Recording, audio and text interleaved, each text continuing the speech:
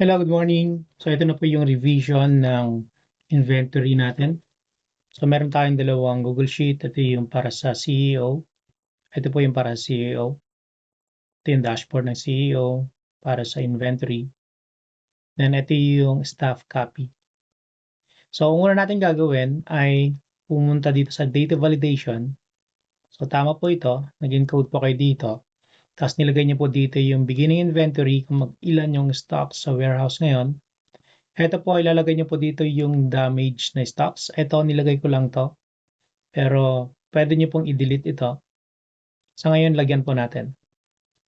Then, naglagay po kayo dito ng supplier cost. Tama po yun. Then, after nun, punta po kayo dito. Dito niyo po ilalagay yung mga warehouse in charge po ninyo. Ito, nilagay ko lang po ito. Pero, pwede niyo pong i-delete at palitan ng name kung sino man yung warehouse in charge doon at yung nagre-receive ng stocks. Or kung wala pa kayo nito, pwede nyo namang ano to, ignore nyo na lang to. Okay? Dito naman, dito nyo lalagay yung company name ng mga company ng mga kliyente po ninyo. Diyan. Kung kailangan ng contact number, ay contact person, dyan nyo po ilalagay. And yung contact number nila. Then ito naman yung sa suppliers. So dito nyo po ilalagay yung pangalan ng mga suppliers, yung contact person, and then yung contact number. So eto, pag gagamitin nyo na po, pwede nyo na pong i-delete ito, then palitan nyo po ng bago. Okay? Then regarding po dun sa question ninyo, kung maglalagay po kayo ng row at column. Pag column po, negative po tayo. Ang column, ito. So hindi po tayo pwede maglagay ng column kasi magkakaproblema po tayo sa mga formulas po natin. So magkakaroon po ng error lahat dito. Makaka-encounter po sila ng error. Okay? Kaya hindi po tayo pwede maglagay ng column. Pagdating naman sa mga row, ito, pwede kayo mag-add ng row dito. So, ang gagawin nyo lang po, kung sakaling dito, meron kayong idagdag na row dito sa baba nito, gagawin nyo lang, ito, right-click nyo po, and then insert row above or below. So, ayan. Okay, you're trying to edit. Ayan, okay. Ignore nyo lang po yun. Then, pwede na po kayo mag-test, mag-type. Okay, type nyo lang pong test code. Pwede nyo lang ilagay dyan yung mga code.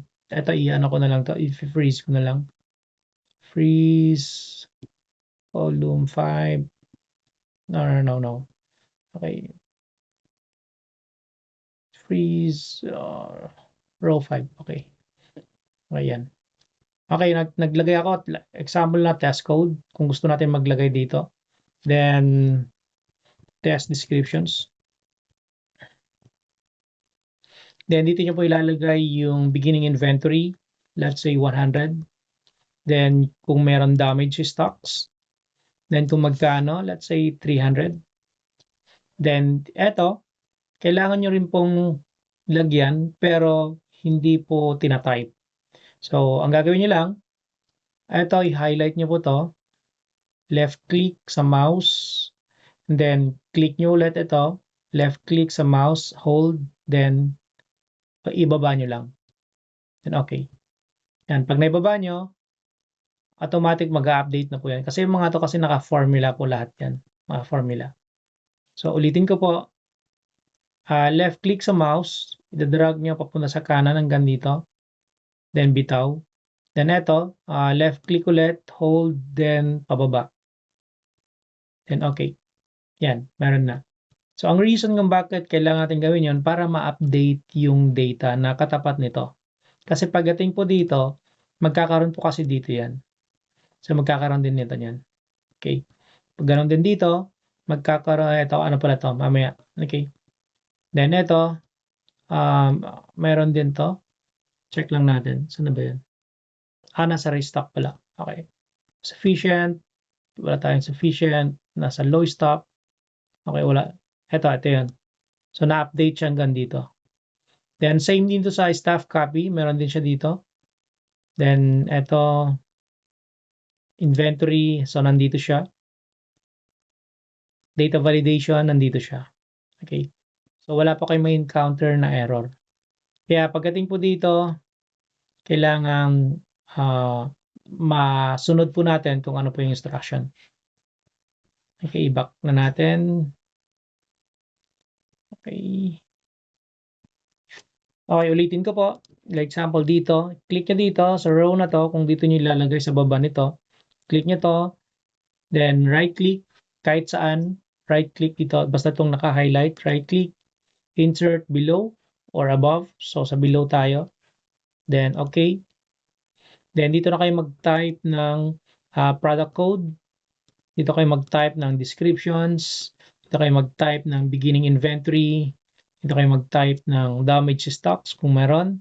Kung magkano sa supplier cost. Ito naman, so left click sa mouse, drag nyo papunta sa sa kanan, then click nyo tong point dot na to, left click sa mouse, then drag nyo pababa. Kahit hanggang dito, okay lang naman yun, walang problema. Then okay. Okay. So, ganun po yung mangyayari. So, ang reason nga bakit wala yan, kasi wala din dito. Hindi tayo naglagay ng data. Okay. Then, delete na lang natin para malinis. Ayan. Then, meron tayo ditong 2, 4, 6 na tabs. Inventory, stocks. Ito muna tayo. Ito tayo sa my write more, staff, copy. So, every time na mag-i-encode po tayo dito sa my data validation, every time na mag-i-encode kayo dito, automatic na rin na nag-auto-encode dito. Okay. So, eto, automatic, wala na po kayong gagalawin dito sa data validation dito. Kasi dito lang yan galing dito. Okay. Then, dito sa my inventory, eto naman, ang gagawin nyo po dito, eto, lagyan nyo po ng quantity ito. Kung ano yung sufficient, low stock, maximum, low stock, minimum, restock. Okay. And then, make it sure na na pag nasa sufficient po tayo, tapos pumunta tayo sa low stock, magma-minus 1 lang kayo. So, 100 minus 1 is 99. Then, dito kayo magde-decide kung ilan yung quantity ng low stock. Then, pag nakapag-decide na kayo, then minus 1, so 29. So, importante po ito. Then, dito sa my stocks in log, okay, so dito po ini-encode yung mga stocks na paparating. So, ayan. So, ito po, sample lang po ito. So, pwede natin i-delete ito kapag gagamitin nyo na po. Okay? So, pagdating dito, double click lang para lumabas yung yung date. Then, etong mga warehouse in charge, nandito naman po yon. So, depende po sa ita-type nyo po rito. So, test. Then, pagdating dito, ano ba ito? Warehouse in charge. Dito na yung test. Okay. So, dito naman, material code. So, ganun pa rin. Pag-click nyo dyan, automatic na mag-appear na dito. Then, lagay nyo dito yung total quantity na paparating o yung dumating na stocks. Then, kung magkano yung amount. Eto, hindi ko po sure kung kailangan nyo po itong amount. So, hindi ko po alam. Baka hindi natin pwedeng ipakita sa hindi ko po alam. Ano na lang, update nyo po ako kung kailangan ilagay itong amount or i-delete po natin. So, anything po na makikita nyo po rito, kung sa palagay nyo hindi nyo po kailangan, pwede po natin i-delete. Sabihin nyo lang po sa akin. Nandito naman, ito po yung request ninyo na dito nyo ilalagay yung supplier. Kung sino yung supplier. Ang gusto nyo ipadagdag yung pangalan ng supplier or yung contact person sa supplier at yung contact number ng supplier dito. So, sabihin nyo lang po sa akin para may dagdag po natin. Then dito, remarks. So, pwede naman po kayo mag-type dito anything na gusto nyong ilagay dyan. And then, stocks out. So, ito yung, kung ito yung dumating na, na stocks sa warehouse. Ito naman yung palabas. So, every time na maglalabas tayo ng stock sa warehouse, so dapat ini-encode po dito. So, double click lang para lumabas yung date. And then, pangalan ng kliyente natin. And then, material code. And then, yung total, kung ilang quantity. And then, kung sino yung warehouse in charge na magre-release ng stocks. And dito kung meron kayong remarks. Okay? Then, ito naman, stocks status. So, ito, dito nyo malalaman kung ano yung mga stocks na sufficient, stocks na low stocks, stocks na kailangan mag-restock. So, nagkaroon po tayo ng ganito kasi meron tayong ganito. Okay. Hindi po gagana po yon kung hindi po natin lalagyan ng ganito. Okay, take note, etong sufficient, kailangan natin mag-decide kung ilan yung quantity na masasabi nating sufficient yung stocks natin. Kapag nakapag-decide tayo, mag-minus lang kayo ng 1, yun ang ilalagay nyo po dito. Okay? And then, kapag meron na kayong number dito sa low stock maximum, ito yung low stock maximum, mag-decide po kayo kung ilan yung quantity na masasabi nyong low stock minimum. Okay. So, meron tayong low stock maximum, then meron tayong low stock minimum. So, eto, nilagay ko 1,000. Ngayon, mag-minus lang po kayo ng 1 para magkaroon ng restock. So, ibig sabihin, dalawa lang po yung natin, yung kailangan natin pag-isipan, yung sufficient at yung low stock. The rest, eto ang dalawa, minus 1 lang. Okay? And lahat po ng data na papasok po dito, mapupunta rin naman dito sa inventory dashboard o CEO inventory dashboard. Okay? So, ito po yon. So, kung ano po yung ilalagay doon, makikita naman dito. Nakikita naman dito. So, test natin, stocks in log. Check natin, baka sana hindi tayo mapahiya. Ay, ano nangyari dito? Stocks in log. Oh, wala. Okay. So, meron problema. Okay. So, 17, bakit hindi lumabas? Kasi wala to. Check natin. Lagay natin dito. Then, let's say 30. Okay.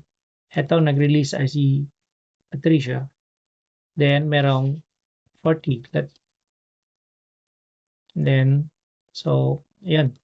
Check natin. Nasa number 18. Check natin kung lumabas. Ayun, lumabas. Okay. So, kailangan ma-fill upan lahat ng data dito para lumabas dito. Okay? Then, dito naman si stocks outlog. So, try natin dito, stocks outlog. So, let's say 31. Then, yan. Ibayin natin. And then, ito. Then, 50. Then, si test. Tingnan natin dito. Ayun, lumabas. Okay. So, ibig sabihin, itong stocks in and stocks out log, naka-connect lang sila dito. And then, kung meron ng data dito, then meron na rin tayong data dito. Ayan. So, same lang naman to. Ito, natin, hide natin to. Ayan. Then, same sa inventory. So, nilock ko po lahat to kasi hindi nyo naman po kailangan i-access or wala naman pong typing na mangyayari dito. So, for monitoring lang talaga to.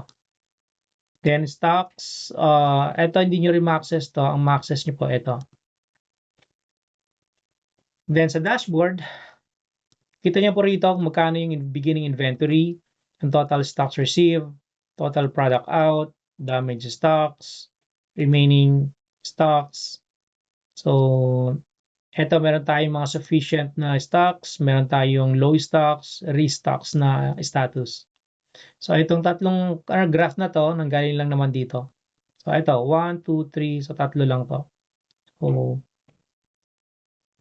So, ito, 4 lang yung may quantity. 4 lang din. So, ito, wala kasing quantity to. Kaya dapat ma-fill upan natin lahat ng quantity na nandito. Kung ano yung kailangang fill upan. Lahat ng kailangang fill upan. Ito. Kailangan fill upan.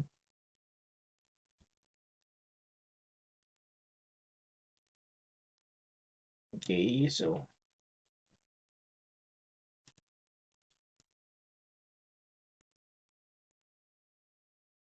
and then baba. I think okay na. So, ma'am, kung meron pa kayong request na gusto niyong ipadagdag or gusto niyong ipatanggal dito, message nyo lang po ako para magawan po natin agad-agad. Okay, maraming salamat and God bless po sa inyo.